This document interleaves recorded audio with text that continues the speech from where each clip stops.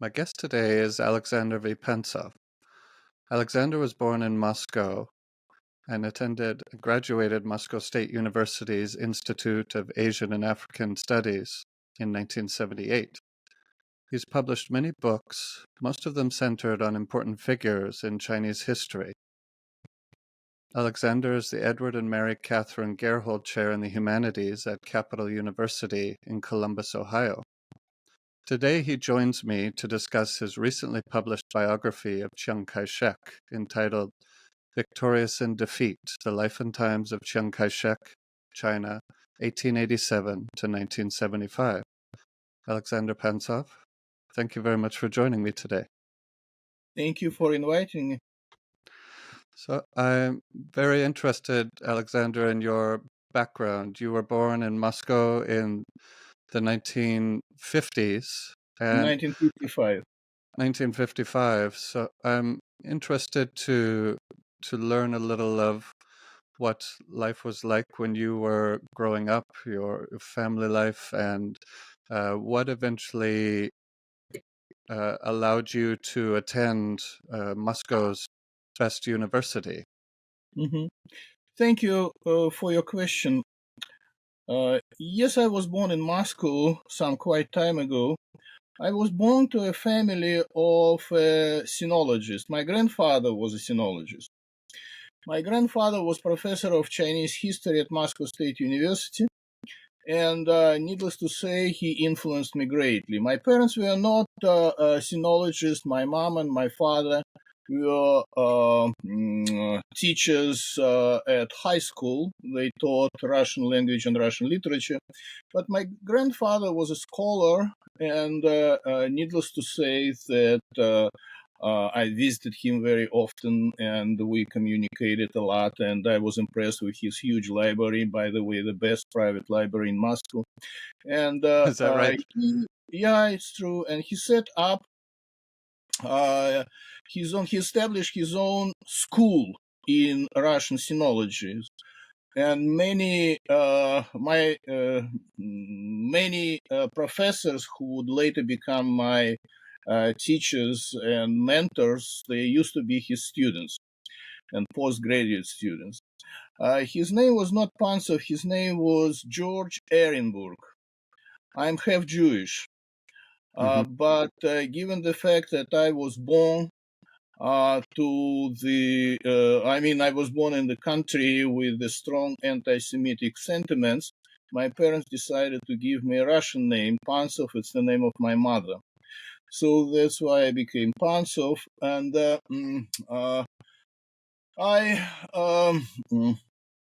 decided to study Chinese history under the great influence of my grandfather. And I joined Moscow State University Institute of Asian and African Studies in 1973, and studied everything that looked, sounded, tasted, and smells Chinese. You know that we studied Chinese philosophy, Chinese language, Chinese economy, global studies in China as a part of the international relations and politics and so on. But I got my major in modern Chinese history. So my tiny, narrow specialty is the Chinese Revolutionary Movement in the 19th and 20th century, in particular 20th century. Chinese Communist Movement, Chinese Nationalist Movement. And you asked me about my life in the Soviet Union. So the first factor that actually encouraged me to study Chinese history and China in general was my grandfather, as I said to you. But the second was always puzzled with a very sensitive question. Why do we Russians live differently? Why do we live differently from the rest of the world? I mean, we lived in the Soviet Union, but we had no freedom. We couldn't read whatever we wanted. We couldn't travel freely. And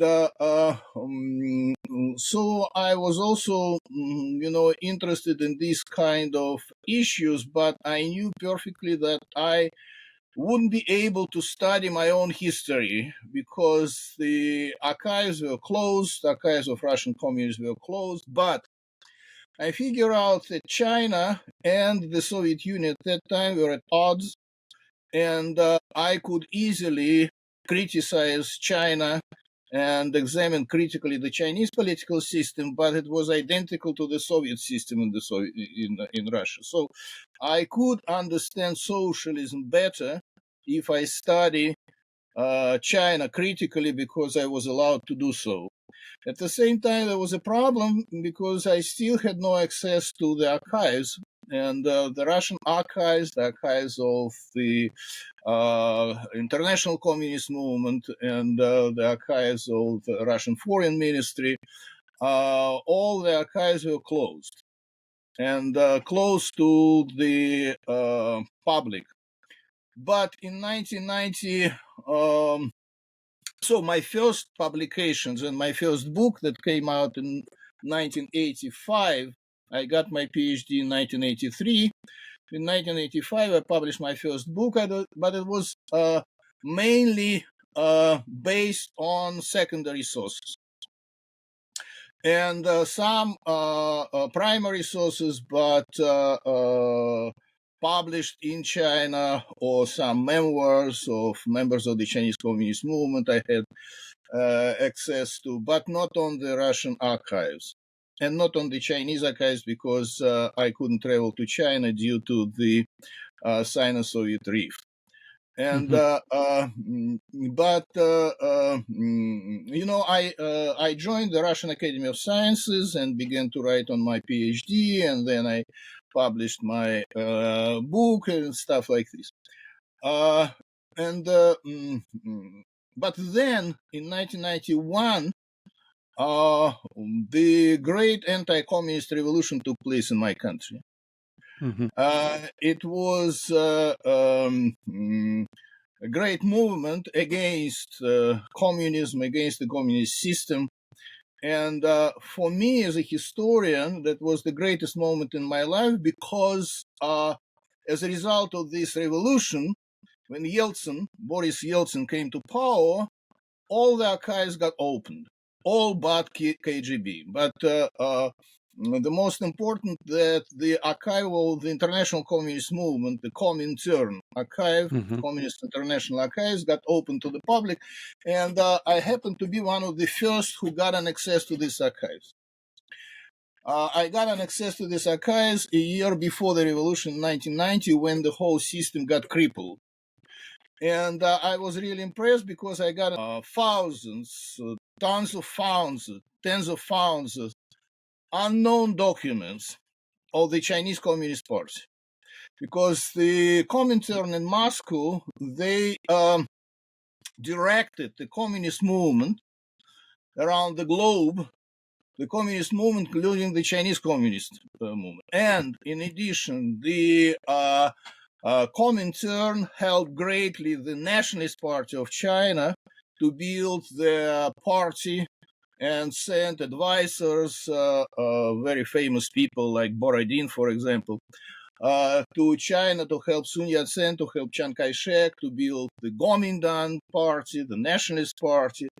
And I came to the conclusion that the Soviet factor had a tremendous impact on the revolutionary movement in China at large in general. In addition to files of the Communist International, I got an access to the top secret files that nobody ever got an access to. These are almost 3,500 personal files of Chinese revolutionaries. Personal files. I mean, as soon as a foreigner crossed the border of the Soviet Union, the KGB and the Comintern immediately opened his personal dossier. They collected information about this person. including very sensitive information about his so-called Trotsky activities or his health, his family, sexual relations, everything.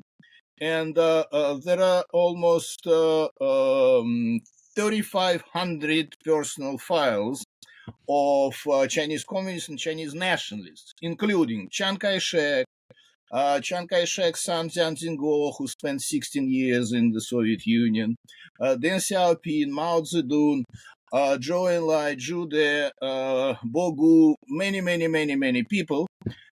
It's not just a folder. Sometimes it's just a folder with a few pieces of paper, but if it's an unknown communist or revolutionary. But sometimes, like in the case of Mao Zedong, these are 10 huge volumes. So I Wow. found 10 huge volumes. Uh, so many documents. I mean, including the information from the Soviet spies.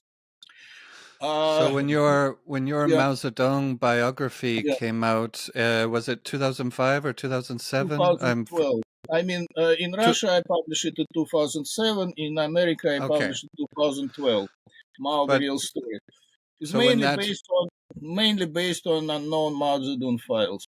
yeah, that's what I was going to Yeah, say. You exactly. contributed a lot to the historical understanding of this Thank you. figure by Thank you. finding all these archives and having Yeah, first I access was to them. I was blessed and I was lucky, in particular in those years because I began to work in the archives in 1990. Then Yeltsin came to power and everything became absolutely free. I could Hmm. access to any document. And I remember I came to the new director of the archive. He was a new man, came from the Academy of Science. He was not a party bureaucrat. And I came to him and said, how about if you give me an access to these personal files? Nobody had any access. And he looked at me and said, why not? Everything is possible. The no secret of communism will give you.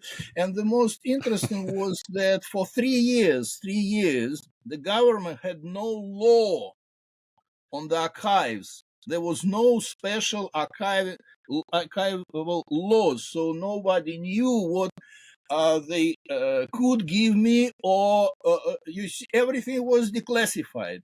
You see. Hmm. Then after that, in particular, when the new regime, then Putin came to power, the KGB began to classify once again many files and documents, and now it's a real problem to get an access to most of the files because once Hmm. again they got classified. But at that time, it was, I mean, very easy. So I worked in the archives 5 days a week, collecting, copying, and stuff like this. So I have lots of documents in my office now that now nobody has an access has access to these documents, but I have copies. And They're very valuable. yeah, and I was really impressed with Mao Zedong files. And I also found files of his wives and his kids, children. I mean, friends and foes, friends and enemies, and so I used these files. Then I began to write about Deng Xiaoping, and also found two-volume files.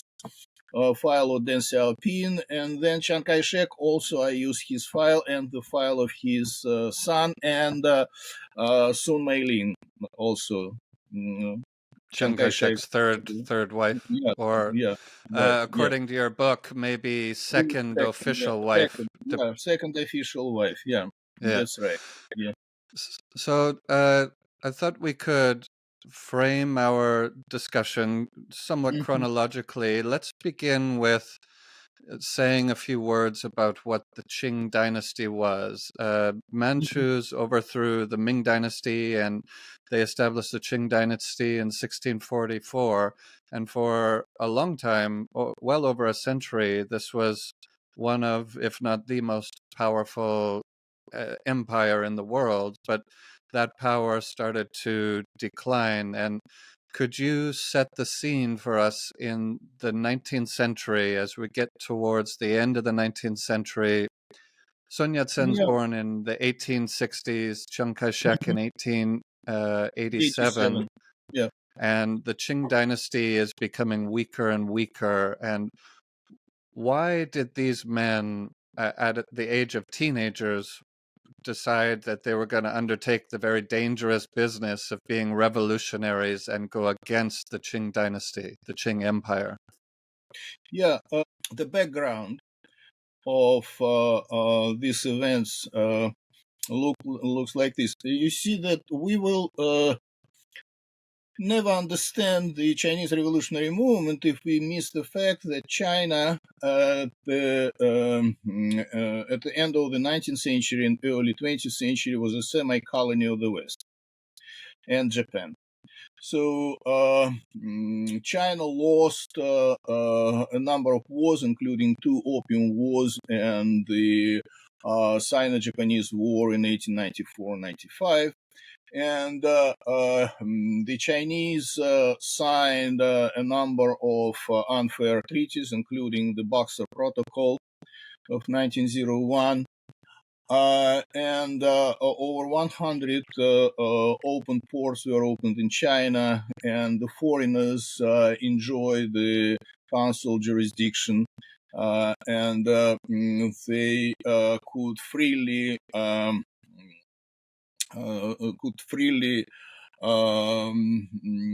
float, along the rivers inland, and they didn't have to pay lidzin. Lidzin was the when you cross the border of the province, you're supposed to pay this transit tax. But the Chinese traders had to pay this, and the foreigners kept troops in the north of China, including Beijing. And a major problem of China at the time was the national humiliation. National humiliation. So, needless to say that not only Chiang Kai-shek, but many Chinese intellectuals, and Chiang Kai-shek naturally was an intellectual, and he was a good student. And they suffered a lot due to the national humiliation. And that's why so many young intellectuals joined the revolutionary movement. I'm not talking about the bulk of the people. I'm not talking about Chinese peasants, because peasants lived in the center of nowhere, and they were not aware of many things that were going on in China. They were engaged in agriculture, and lines of transportation were not developed. They had no radio, they had no TV and stuff like this. Mao Zedong, in his autobiography, recalled that people in his village, they even didn't know that the emperor died, in 1908, for many years. So Wow. so they live far away from cities, so they didn't know. But the city dwellers, in particular intellectual people and the wage laborers, many of them joined the struggle for the national liberation movement. That was one problem. The second problem was incredible economic backwardness of China. I mean, and an incredible poverty. Practically, that was unbelievable poverty. You cannot compare this poverty to the situation in Russia, for example, on the eve of the revolution. In Russia, a peasant was considered to be a poor peasant if he had only one horse. In China, a peasant who had one horse was considered to be a rich man. In many cities across China, in the marketplaces, you can see people who were selling not vegetables, not fruits, but they were selling their own kids. I mean, because Wow. the poverty was so great that they had no money to feed these kids. So they would come to the marketplace to sell their kids just in case that maybe they will survive. Hmm. The father of the great Chinese revolutionary Zhu De had to kill a few kids because it was his family was very big. He had no food to feed them. So it was unbelievable. In some parts of China, people walked naked because they had no money to buy clothes. I mean, that was unbelievable poverty. And needless to say that Chiang Kai-shek, who lived in his village, he encountered with the desperately poor people. He himself suffered a lot due to the exploitation from rich members of his extended family and clan because his mother was a widow, you see. Hmm. So, and I read his diary. So in his diary, in the beginning, when he joined the revolutionary movement, you can read entries such as "Let's kill all the gentry. Let's kill Shenshi. Let's kill rich people. You know, we'll never be liberated unless we kill all the rich." So he was incredibly leftist. He Hmm. was radical, absolutely radical. He was interested in the Bolshevik Revolution. He read Marx and was greatly influenced by the communist revolution in Russia. That's why, for example, the Comintern leaders, the Comintern officials, considered Chiang Kai-shek as a natural ally and the members of the left Kuomintang for a long time until until Chiang Kai-shek revolted against them in March 1926. But we know from his diary and from many documents that he lost his communist illusion back in 1923 when he traveled to Russia and was deeply depressed because he realized that the Comintern and the Soviet leaders were the same imperialists who tried to conquer China and made China the Soviet puppet. And again, Hmm. that was the very sensitive national feeling. You see, Chinese, by the way, are very sensitive to their to national humiliation. And Hmm. so he got back to China in 1923 and wrote a letter to Sun Yat-sen saying that let's stop the alliance with the Soviet Union because they want to conquer China and they know better than the Tsar, the Russian Tsar, and the Russian aristocracy. But Sun Yat-sen answered and said, "I know about it, but we just ride the Russian horse.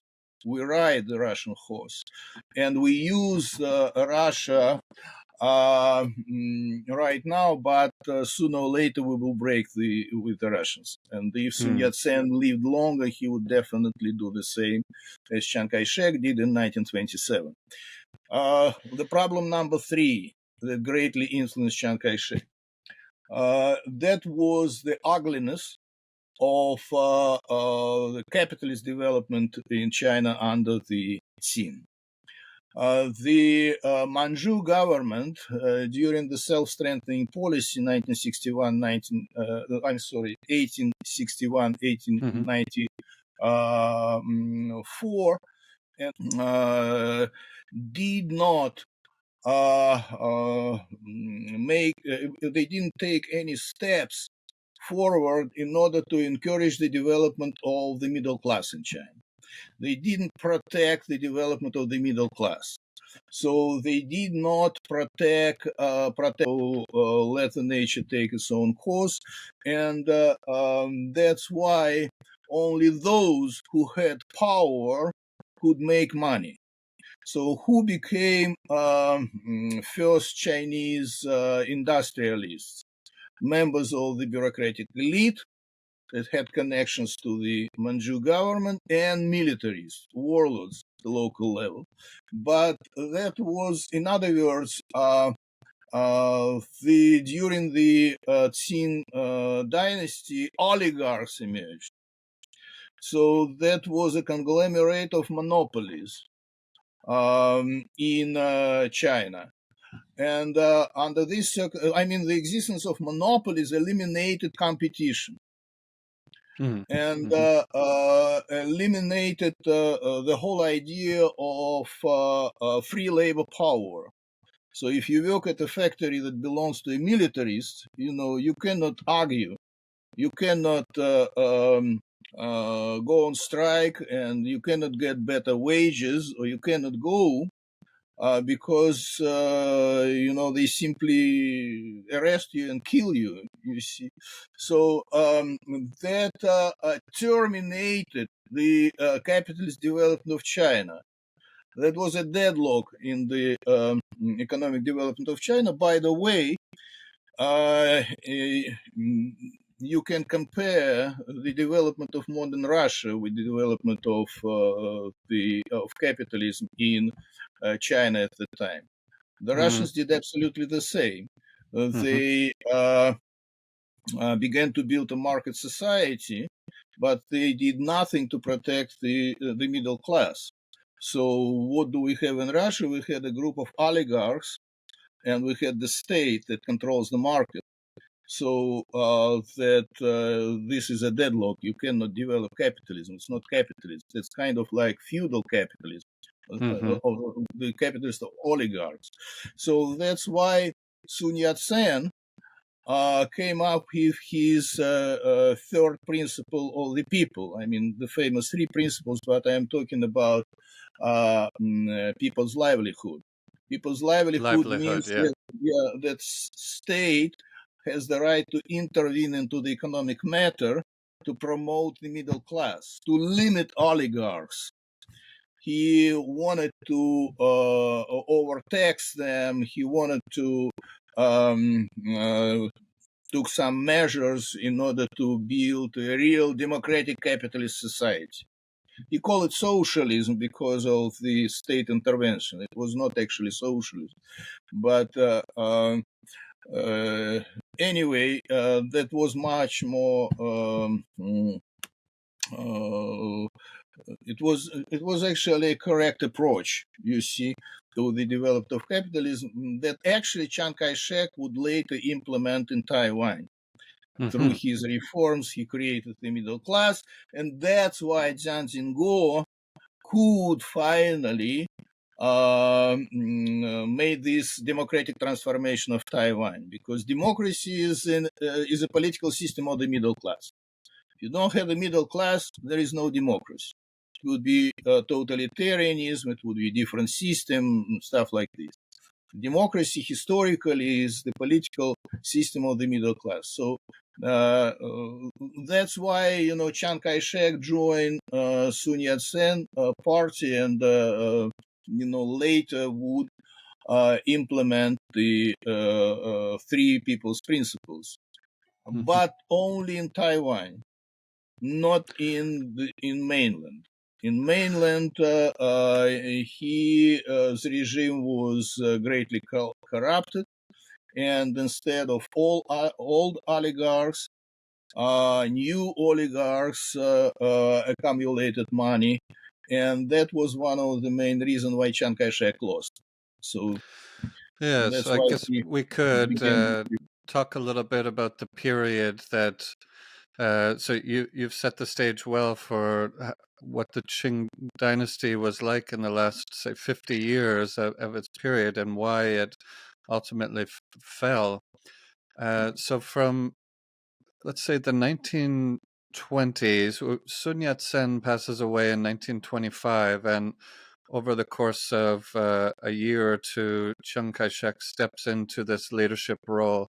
He marries Sung Mei-ling, which is a very powerful match for him, and he eventually becomes the generalissimo and the leader of the Kuomintang, the nationalist government. There is the formation of the Communist Party in 1921. So in the 1920s, he's dealing with the CCP, the Red Army, and as we move forward into the 1930s, he has to deal with incursions from the Japanese who Japan. are on the Korean peninsula.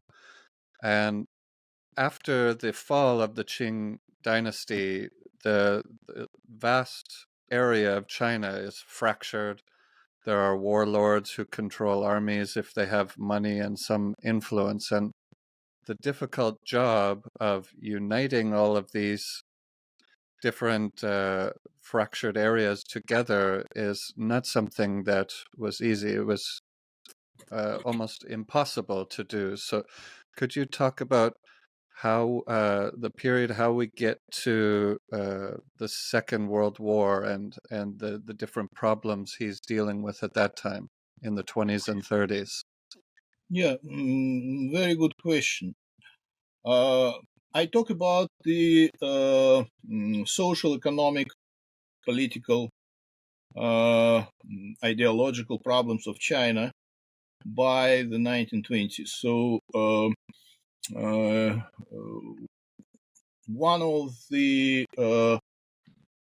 one of my ideas in this book, and one of the reasons when I publish a series of books about Chinese leaders, Mao, then Chiang Kai-shek, was to understand who could resolve all these problems. Hmm. Long time ago, the famous American journalist Edgar Snow said that China, the backwards semi-colonial country dominated by warlords and disunited, needed a crusader, a towering pillar of strength, a practical idealist who could lead his people out of the strange and decay. So what I tried to show in my Chiang Kai-shek book, that under these circumstances, China was not ready for democracy. China needed a dictator, but an enlightened dictator.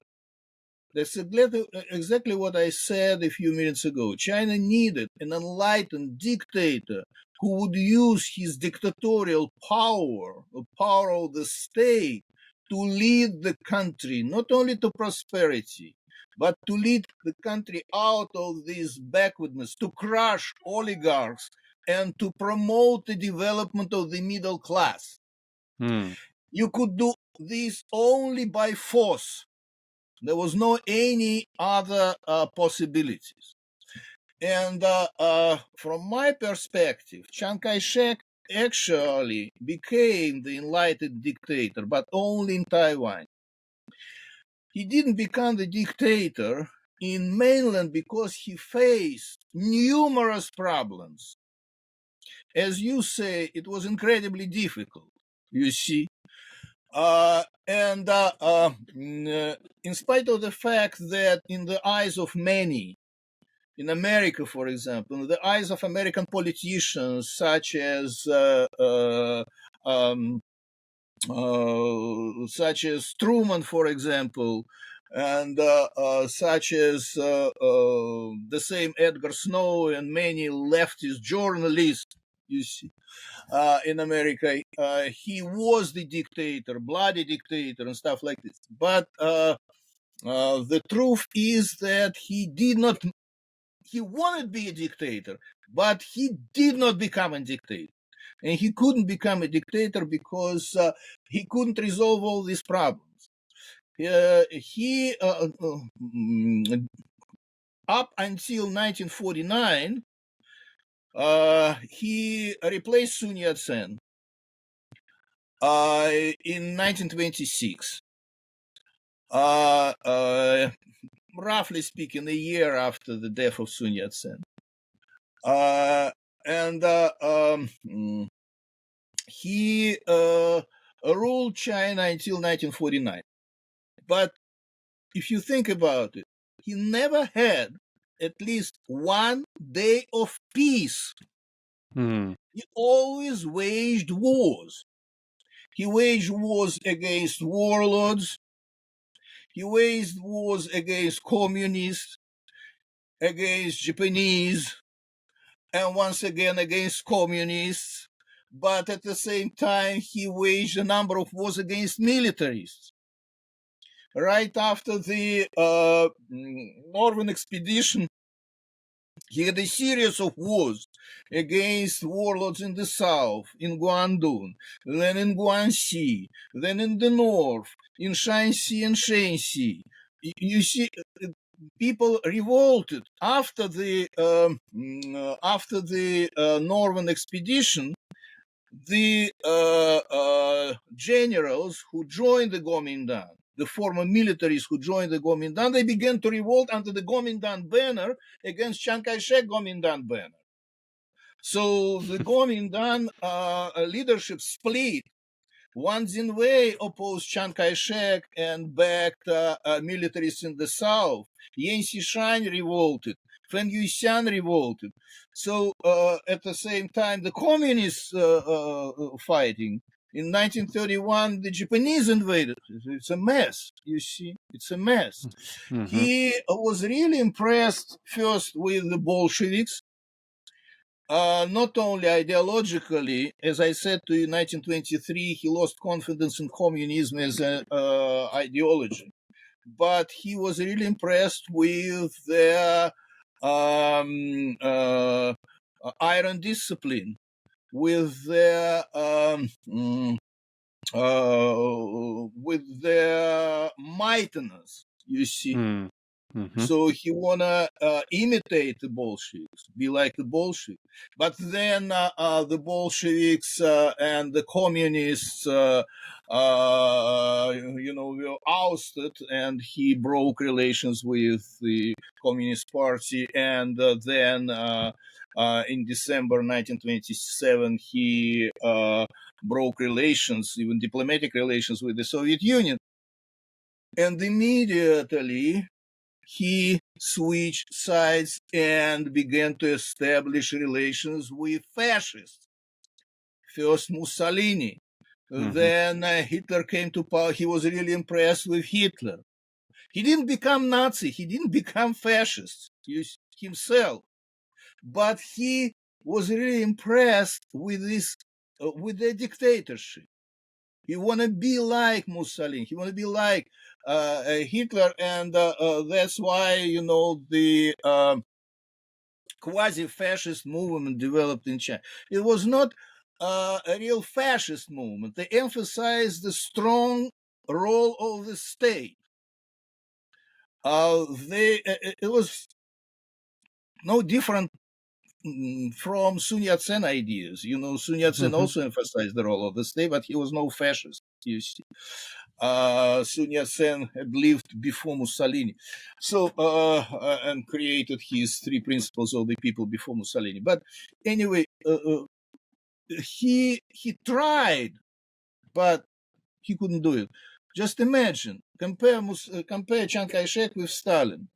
Some people, members of the Kuomintang, including Wang Jinwei, his main enemy, revolted against Chiang Kai-shek, but in a couple years, Chiang Kai-shek would expel them from the party. But in a couple years, Chiang Kai-shek would negotiate and would accept Wang Jinwei back to the party, and would maintain good relations with Wang Jinwei until 1938, when Wang Jinwei escaped from Chunsin. So he even couldn't control his own family. He himself was not corrupted at all.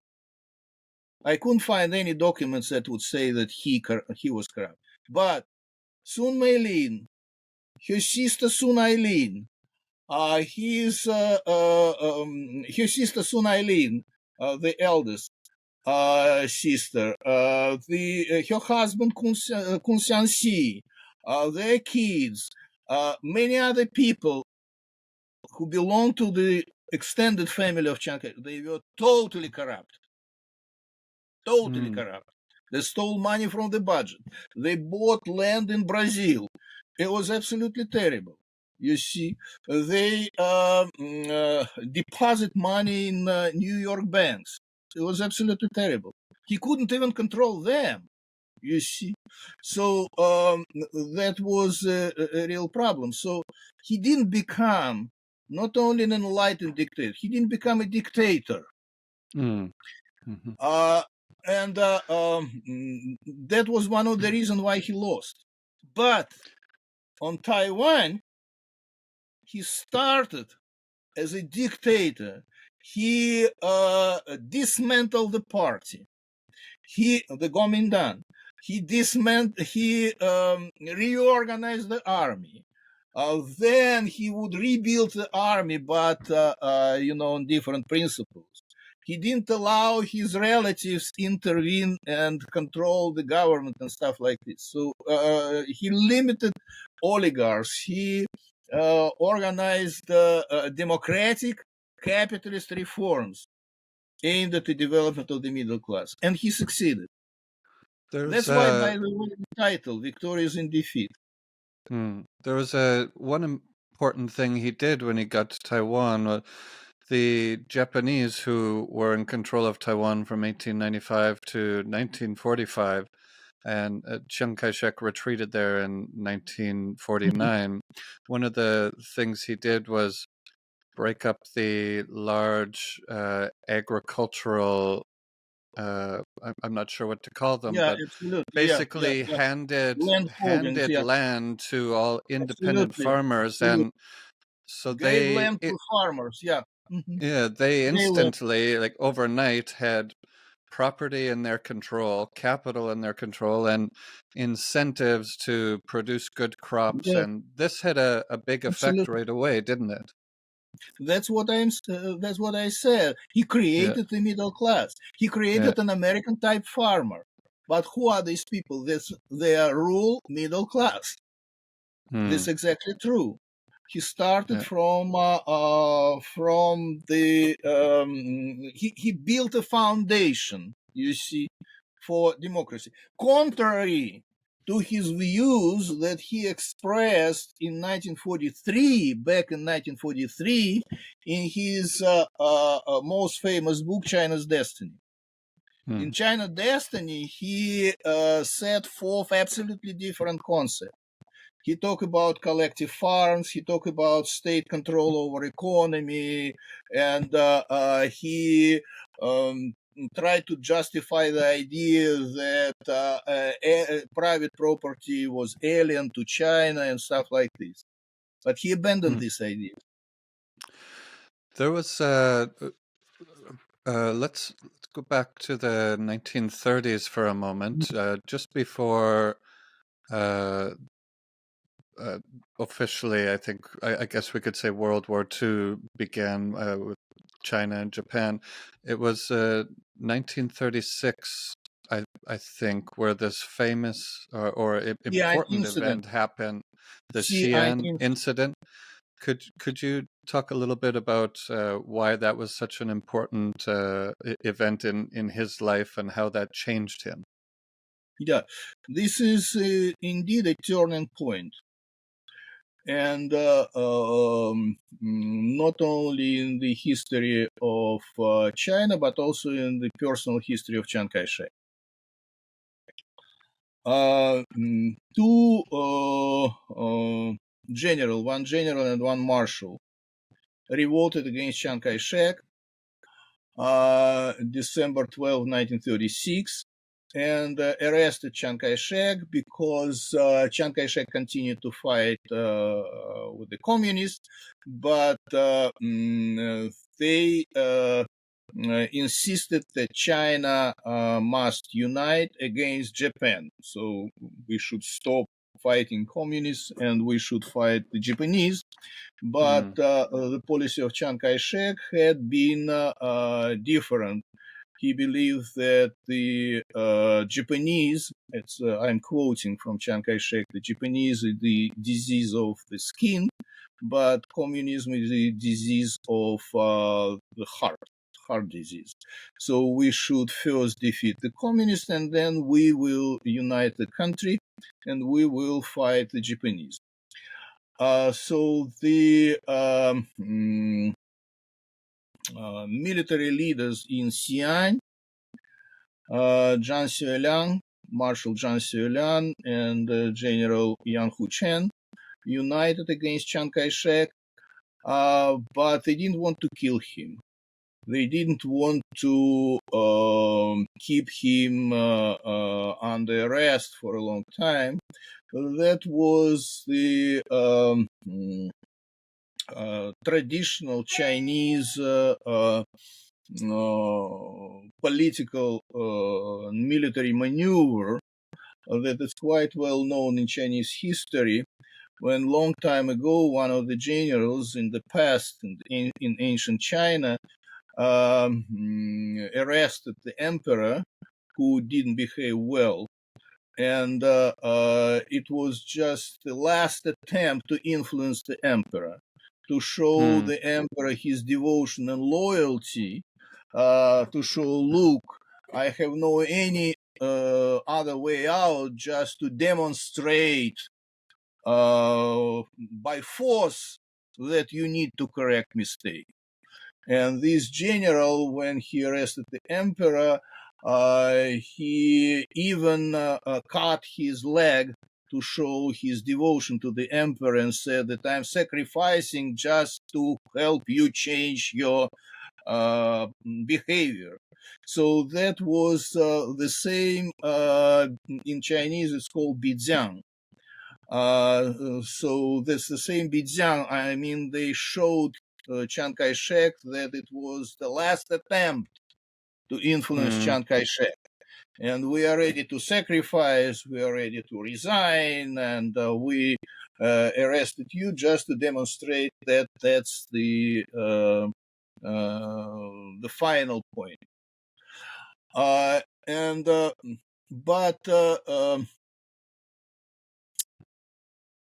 Chiang Kai-shek, in fact, lost his face because he was the commander-in-chief of the army, and when two generals revolted him and arrested him, that means that he lost his face.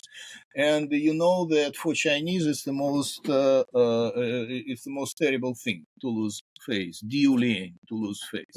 So he lost his face. The second problem, the communists were very happy about the arrest of Chiang Kai-shek, and even they considered the possibility to set up a tribunal and to kill Chiang Kai-shek. But when Stalin got the news about the arrest of Chiang Kai-shek, he sent a message to the Chinese communists saying that they must release Chiang Kai-shek. Release Chiang Kai-shek because for Stalin, the unity of China before the Japanese aggression was the most important thing, because if China were disunited, then the Japanese could easily conquer China and then use China as a military base to attack the Soviet Union. Stalin received news, I know from Stalin files in the archives, that Stalin received news about the future Japanese attacks against the Soviet Union. The Japanese had plans to attack the Soviet Union. He began to receive news in 1935 already. So he was certain that the Japanese would sooner or later attack. So that's why he sent a message to the Chinese communists saying, release Chiang Kai-shek, otherwise the civil war in China would deepen. So, and for Chiang Kai-shek, that was the second diu lian. He lost face because Stalin intervened on his behalf. He Mm-hmm. helped him. And by that time, Stalin and Chiang Kai-shek played a diplomatic game, trying to at the same time cooperate against Japanese, but each of them, Chiang Kai-shek and Stalin, wanted his uh, um,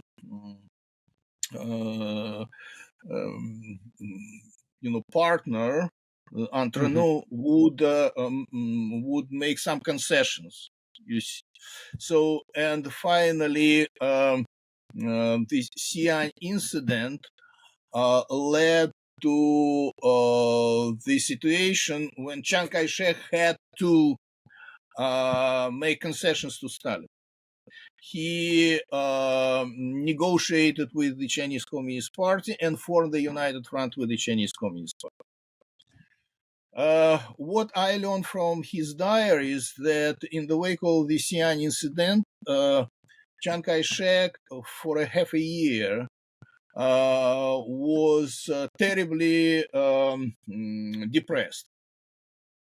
During the Xi'an incident, he tried to escape, so he climbed up the wall and jumped out of the wall and Mm-hmm. hit his spine. So he always suffered from terrible pain that aggravated his moods. But at the same time, he suffered because he felt that he lost his face. You Mm-hmm. see, and that's why when the Japanese and Chinese clashed on the Lugo-Xiao Bridge, Marco Polo Bridge, July 7, 1937, it was just a small incident. Mm-hmm. Nothing really happened. That was not a real beginning of the war. That was just a minor event. But when Chiang Kai-shek received news, that was the last drop. We Mm-hmm. can understand it only if we take into account that he was incredibly depressed and felt offended and ashamed. So he could not stomach this little drop, in spite of the fact that the Prime Minister of Japan was about to negotiate with China and the plane was ready to fly to China to negotiate. The Japanese didn't want this war. Mm-hmm. But Chiang Kai-shek got stubborn and said, no more retreat, we will fight. Mm-hmm. So you can understand it only in the post-Xi'an incident atmosphere. That's why I said to you that Xi'an incident was the turning point not only in Chiang Kai-shek's life, but in the whole history of China. Who knows Mm. what would have happened if we didn't have the Xi'an incident. And that's what makes your historical discovery so interesting is we can start to think about those counterfactuals just as an intellectual exercise. And it's I was Thank you. very interested by that part of your book. So Chiang Kai-shek makes the decision that we're going to fight. We're not going to put up with this anymore. And so war with Japan begins in 1937, and by the end of 1941, China's not doing so well against Japan. Japan attacks America in December 1941, and Chiang Kai-shek's reaction is relief. Finally, someone else is coming into this war, and they're going to Yeah. be on our side, and they're going to give a lot of relief to our fighting effort. So, could you? His reaction was to put on music and Yeah, actually exactly right. enjoy. Ave Maria. Yeah. Right. Yeah, Ave Maria. His favorite music. Yeah, that's right. Yeah. Actually, from the very beginning of the war, Chiang Kai-shek tried to get a superpower involved in this conflict. Hmm. He really wanted the Soviet Union join China in the war against Japan because Manchuria was a part of China, of course, but the Soviets traditionally had a great influence in Manchuria. And at that time, the Soviets had their property in Manchuria, the Chinese Eastern Railroad. And he, from the first conflict in Manchuria, 1931-32, Chiang Kai-shek began to negotiate with the Soviets, trying to get the Soviet Stalin involved in this war. Then there is a correspondence between Stalin and Chiang Kai-shek published in Russia. That's the correspondence discovered in the Russian Foreign Ministry archives. And it shows that Chiang Kai-shek immediately tried to communicate with Stalin, asking Stalin not only for help, I mean direct help, arms, weapons, advisors, and stuff like this. But he maneuvered and tried to, through the ambassador, Bogomolov, he tried to attract Stalin to declare war on Japan. Mm-hmm. And he did not give up until April 1941. Because in April 13, 1941, the Soviet Union signed a treaty with Japan, the Treaty on Neutrality, that Chiang Kai-shek, thanks to his diaries, we know his reaction. He was really shocked with this treaty. He already began to lose confidence in the Soviet Union, the plausible ally, when the Soviet Union in 1939 signed a treaty with Germany, non-aggression pact, and shortly after that invaded Poland, Chiang Kai-shek was shocked. And he began to reconsider the alliance with the Soviet Union, but nobody else at that time rendered help. I mean, at the beginning of the war, he had two major allies, the Soviet Union and Nazi Germany. But the Germans switched sides and backed Japan for many reasons. The most important reason is that the Nazis were interested in China's raw materials. But the Japanese conquered a huge part of the territory of China, and so now the Germans could get the same raw materials from Japanese because they controlled the eastern part of China, so they didn't need China now. Then Hitler's racist theory, he considered Japanese Aryans of the East. So, and he always neglected, Chinese, as the second-rated people. So that's the point. Another point. Italy stopped supplying airplanes to China before when they attacked Ethiopia, and China did not support Italy and joined the League of Nations and condemned the Italian invasion of Ethiopia. So Mussolini was offended. And then they lost Germany, and then Stalin attitude also changed because in 1939 and 1940 we had frictions between Chinese Communist Army and Nationalist Army, and Stalin began to limit limit aid to China, and Chiang Kai-shek was not pleased with Chinese. So American entry into the war saved China. So now Chinese got an ally who began to supply Chinese with weapons, money, and so on. But the Lend-Lease program was developed, and flying tigers arrived in China.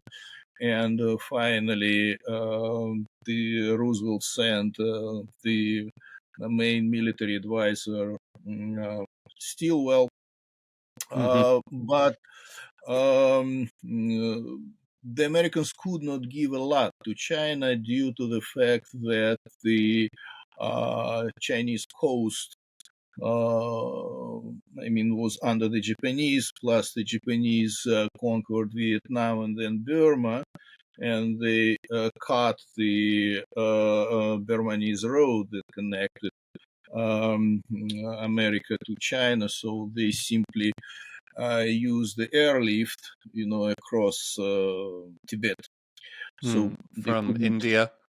from India, yeah. So they Yeah. could not provide a lot, but still they gave as much as they could to the Chinese, and the British also, but numbers are not comparable. The policy of America towards Chiang Kai-shek, toward China, and Churchill's policy was a little bit different. Churchill underestimated Chinese, probably due to his anti-Chinese, chauvinistic, imperialistic feelings. But Roosevelt had very, very good attitude to Chinese, most likely because he came from the family with the strong ties to Japanese. His grandfather made his first $1 million selling tobacco drugs to China. So probably Roosevelt felt some kind of felt a little bit awkward because of the family history of exploitation of Chinese, and he was very, very open to China. But then he began to lose confidence in Chiang Kai-shek because the Chiang Kai-shek government was incredibly corrupt. And there were Roosevelt. also strong. Sorry, there were also strong lobbies and people who spoke on China's behalf in Washington as well, right? That Absolutely. had some influence. Yeah, absolutely. And the liberal and leftist press that pictured Chiang Kai-shek as a bloody dictator, and the news about terrible famine in China. Many people, starved to death, and the news how the Chinese government pocketed money that America gave to China and stuff like this. In particular, that information that that Washington received from Stilwell, who hated Chiang Kai-shek, also influenced. That's a famous story. Influenced Roosevelt, and final drop in his relationship, and finally he developed this negative attitude to Chiang Kai-shek when Madam Sun Mei-lin visited America. When Sun Mei-lin visited America, and it was a tour around America, and he even stayed in White House. Roosevelt and his wife were really shocked by her behavior because she was arrogant, and she mm, showed her cruelty in regard to people and stuff like this. So Mhm. they Yeah. were shocked by her, and he received information at the same time, Roosevelt, about her corruption. So that's Hmm. why Roosevelt So finally even sent a message to Steele, saying that we should get rid of Chiang Kai-shek. The Americans planned hmm. assassination. Yeah. That's a good way to segue to my last question that I'll ask you. Mm-hmm. So to I'll just set the scene a little bit before I ask it. So Chiang Kai-shek ends up surviving, and China survives, and Japan surrenders in 1945. And not long after this, the Civil War resumes, and Mm-hmm. by 1949, the nationalists and Chiang Kai-shek, the Kuomintang, they lose control of mainland China and retreat to Taiwan. Mao Zedong establishes the People's Republic of China in October 1949, and for the next few decades, Chiang Kai-shek lives in Taiwan. People's Republic of China has control of China. And Chiang Kai-shek lives until 1975, Mao Zedong till 1976. If we look at the life of Chiang Kai-shek in a position of leadership and power, he was in power for almost 50 years. And if we step back a little bit and look at this entire period in which he was in power, I find it remarkable that he survived through all the things that he survived and managed to stay in power. And sometimes I don't know how he was able to do so. Sometimes I think maybe his wife was a deciding factor. Other times it was good luck. And in the case of Taiwan, it was really significant that in June of 1950, the United States decided we're going to hold this Cold War containment line in the Taiwan Strait, on the Korean Peninsula, Japan, Philippines, Alaska, down to Australia. It included Taiwan. Could you speak a little bit about, as a way of closing our discussion, about the legacy of Chiang Kai-shek and how it was quite remarkable that he was able to stay alive and stay in power for as long as he did? Yeah, indeed, it's a great phenomenon. Indeed, he in his life he faced lots of problems, difficulties. We already talked about constant wars, and yeah, good luck. It's a good expression. Hmm. I mean, you see that December 7, 1941. It's a good luck. He Yeah. was saved by the Japanese invasion, I mean Japanese attack on Pearl Harbor. Hmm. It was the gift of the fate. Then he, along with the Americans, he defeated Japanese. But the war would have continued if America did not drop two nuclear bombs. As a matter of fact, Hirohito, in his declaration when he acknowledged the defeat, he mentioned these two bombs. He said that the enemy used the new weapons, and the whole nation can be eliminated. So the war could continue. I mean, when Japan surrendered, the Japanese troops were in China. The Chinese troops were not in Japan. And you see, and thanks to the United States. Of course, the Soviet Union also attacked Japan in Manchuria, but the decisive factor was the bombing. I mean, whether we like it or not, but it's a historical fact.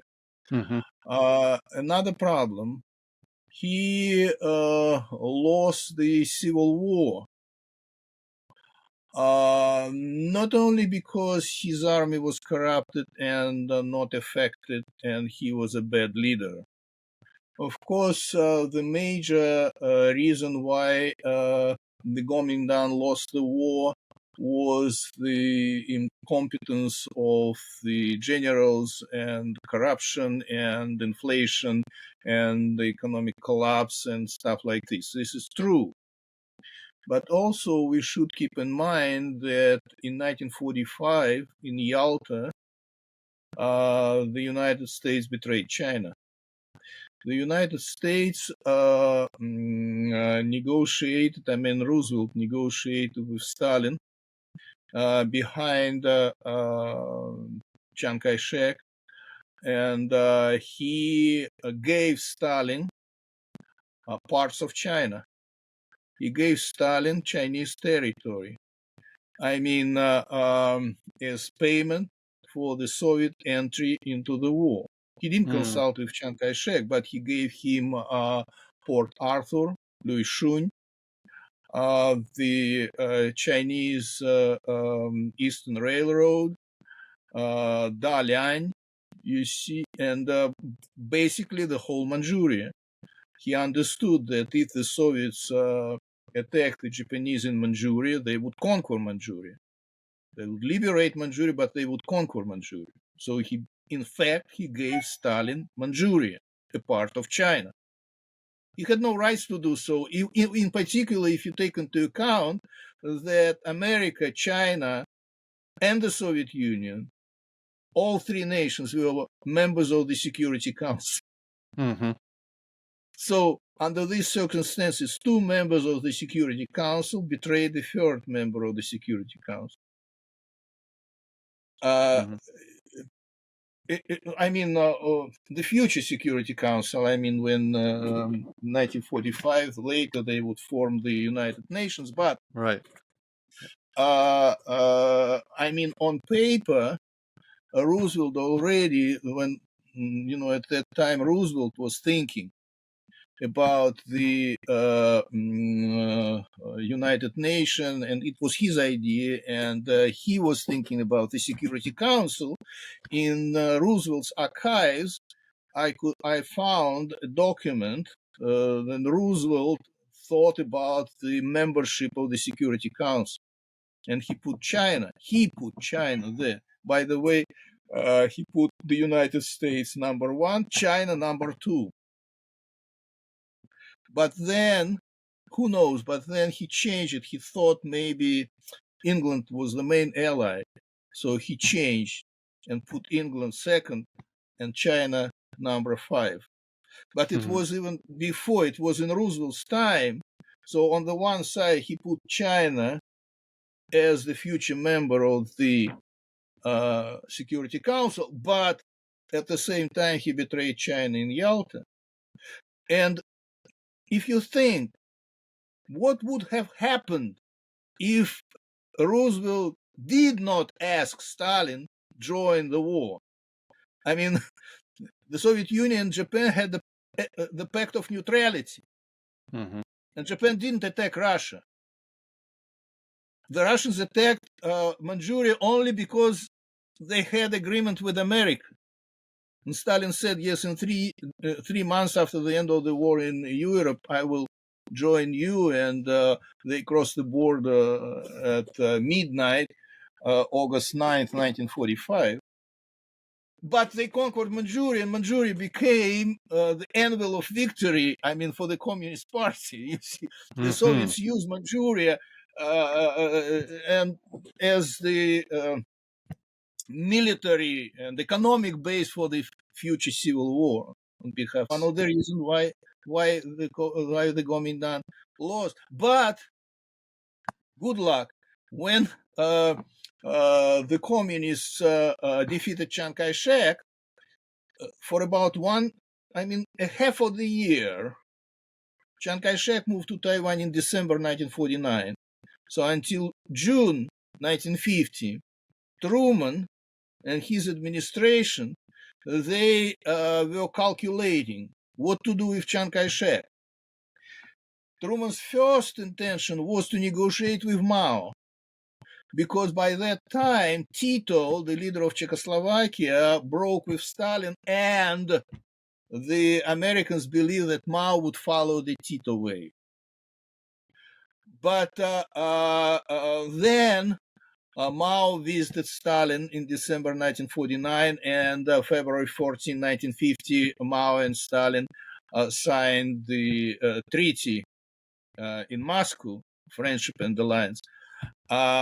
So Truman believed, so he will not follow, but what to do with Chiang Kai-shek? And they developed a plan to give Taiwan to MacArthur, who was the non-official king of Japan, or to return Taiwan to Japan. They even had this plan. Or to replace Taiwan with his brother-in-law, Sun Zhiwen, who lived in New York City at that time. They even negotiated with Sun Zhiwen, who was about to accept this position. And his nephew was shocked and even, said that he would kill Sun Zhiwen because he was betraying Chiang Kai-shek. But anyway, who saved Chiang Kai-shek? Good luck. The Korean War. When the North Korean attacks the South, Truman said, okay, that's enough, and sent the Seventh Fleet to the Strait. So, of course, good luck. He was Christian.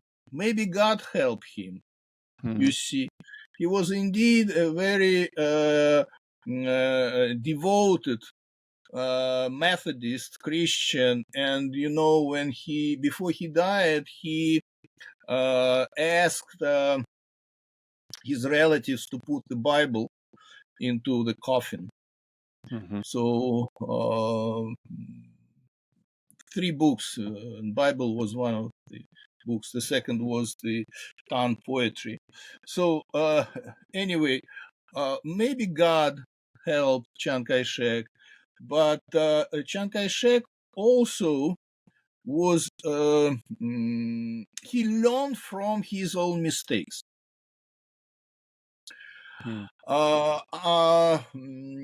Unlike Mao Zedong, by the way, but he learned from his own mistakes. And in 1930s, nobody would predict that he would organize such a deep agrarian and economic reforms. But he did it. So he could change his policy. He could even change his own character. You see, he was a very strong man.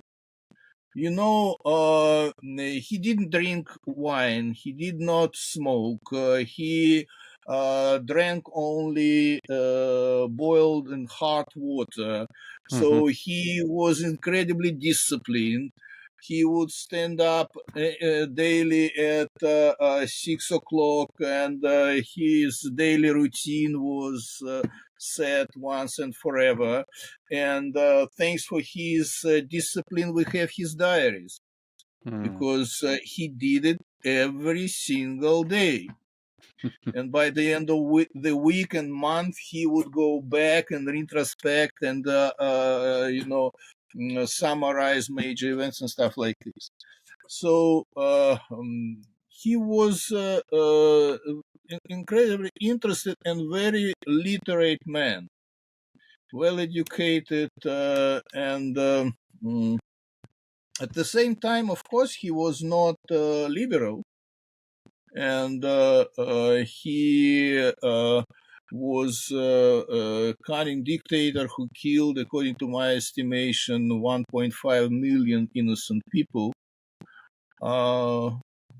But you cannot find an ideal person in history. Hmm. I know only one person in history who was ideal. It was Jesus Christ. Mm-hmm. So, Hmm. yeah, Well, I think that's a great place for us to end our conversation. Your book on Chiang Kai-shek is called Victorious in Defeat, The Life and Times of Chiang Kai-shek, China, 1887 to 1975. I want to thank you for taking the time to answer these questions, and I really learned a lot from reading your books, the archives and diaries, the things you had access to, and the the influence of Russia and the Soviet Union on how the geopolitical situation in the Asian Pacific developed throughout the 20th century. That was a real revelation for me in reading this book as well. So I found it very valuable to read it. And uh, this is part 3 of a 4-part work that you're doing from these documents. You did that's a right. book on Mao Zedong, one on Deng Xiaoping. The third one is this Chiang Kai-shek book we talked about.